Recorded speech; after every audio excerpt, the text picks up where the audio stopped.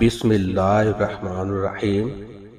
کلام حقیقت کے ناظرین، السلام علیکم ورحمۃ اللہ وبرکاتہ۔ یوم عرفات کا زندگی بدل دینے والا سبق ضرور سنیے۔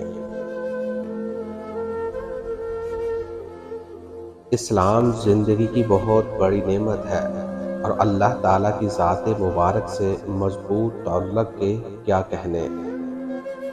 یقین کے ساتھ دعا کریں۔ بالکل 1 سال پہلے میرے سپر مارکیٹ میں شارٹ کٹ کی وجہ سے آگ لگ گئی، جس نے میری دکان کے 3/4 سے زیادہ مال کو جلا کر راکھ کر دیا۔ یہ واقعہ یوم عرفات سے صرف 2 دن پہلے پیش آیا۔ آپ تصور کر سکتے ہیں کہ میری حالت کیا تھی۔ عید الاضحیٰ قریب تھی، مگر میری دکان، میرا سامان، میرا کاروبار سب تباہ ہو چکا تھا۔ نہ کوئی عیدی، نہ کوئی خوشی، نہ مسرت، صرف غم، پریشانی اور قرض کا بوجھ۔ اس وقت میری شادی کو صرف 2 ماہ ہوئے تھے۔ جلا ہوا مال تقریباً $15,000 کے برابر تھا۔ میں سوچنے لگا، اب کیا کروں؟ کیسے اس نقصان کی تلافی ہو؟ کیا اپنی نئی نویلی دلہن سے کہوں کہ اپنا سونا بیچ دے، یا کسی سے قرض لوں؟ لیکن کس سے؟ آخر کار میں نے سوچا کہ دوستوں سے قرض لینا بہتر ہے، مگر جب بھی کسی دوست سے بات کی، وہ یہی کہتا، عید قریب ہے، معاف کرنا، اس وقت مدد نہیں کر سکتا۔ 2 دن اسی حالت میں گزر گئے۔ ذہنی دباؤ اور مایوسی کے ساتھ بمشکل $800 جمع کر پایا، جو میرے نقصان کے مقابلے میں 1 قطرہ بھی نہیں تھے۔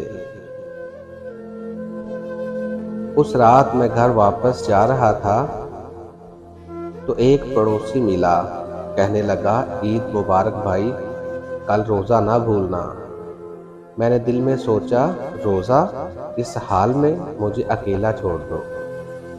میری بیوی نے میرا دل ہلکا کرنے کے لیے کہا کہ تھوڑی دیر چہل قدمی کرتے ہیں۔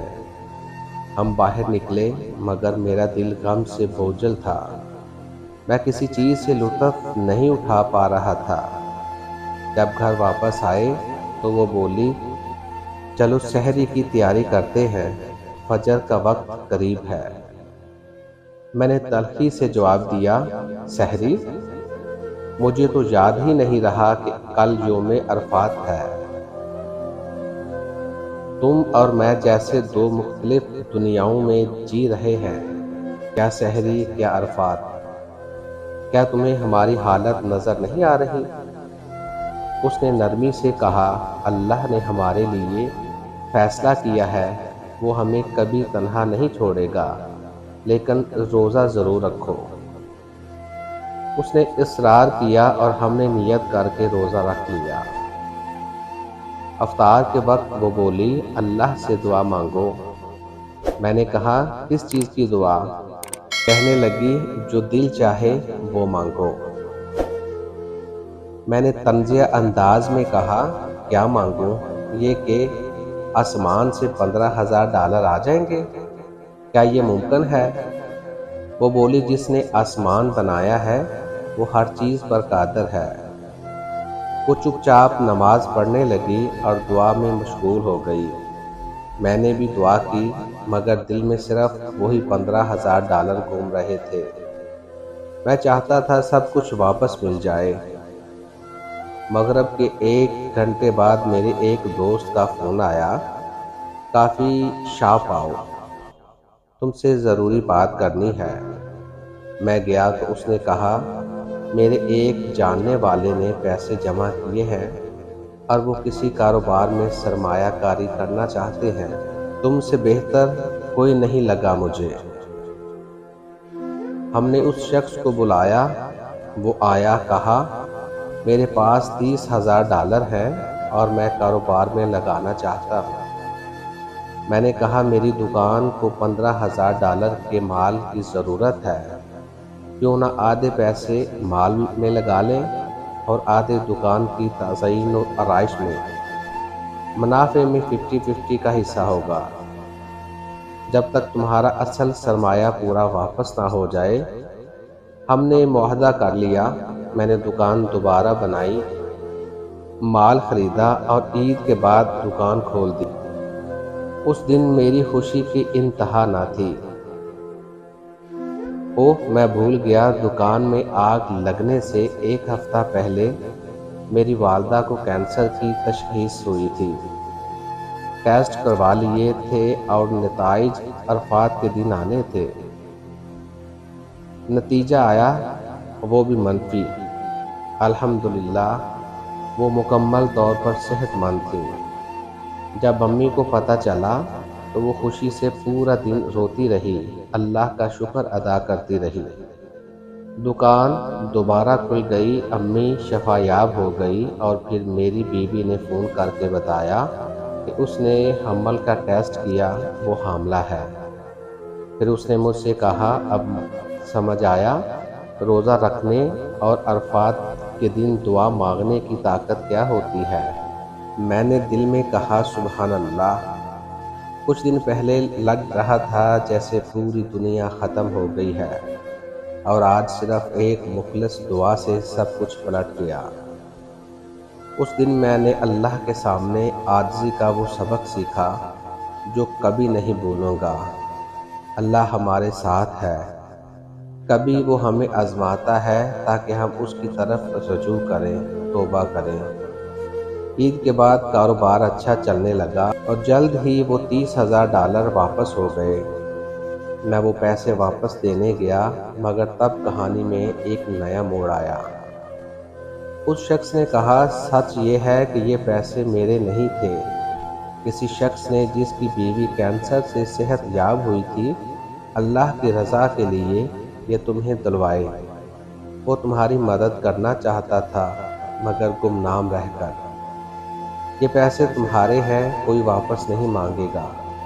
اللہ کی قسم میں گھر آ کر کمرے میں بند ہو گیا اور 1 گھنٹہ بچوں کی طرح رویا، اللہ کی رحمت اور عنایت پر جو میں نے محسوس کی۔ اب بھی جب یہ واقعہ یاد آتا ہے، آنکھوں سے صرف آنسو نہیں، خون کے آنسو نکلتے ہیں کہ میں نے رب سے دوری میں وقت گزارا جبکہ وہ تو ہمیشہ قریب تھا۔ اس تجربہ نے مجھے یوم عرفات کا روزہ، دعا اور اللہ پر اعتماد کا اصل مطلب سکھایا۔ یہ میری زندگی کا نقطہ آغاز بن گیا۔ میں نے توبہ کی اور دین سے جڑ گیا۔ اللہ کبھی دینے کے لیے روکتا ہے اور روکنے کے لیے دیتا ہے، یہی اس کی حکمت ہے۔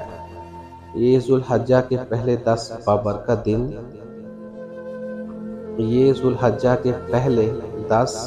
بابرکت دن ہیں۔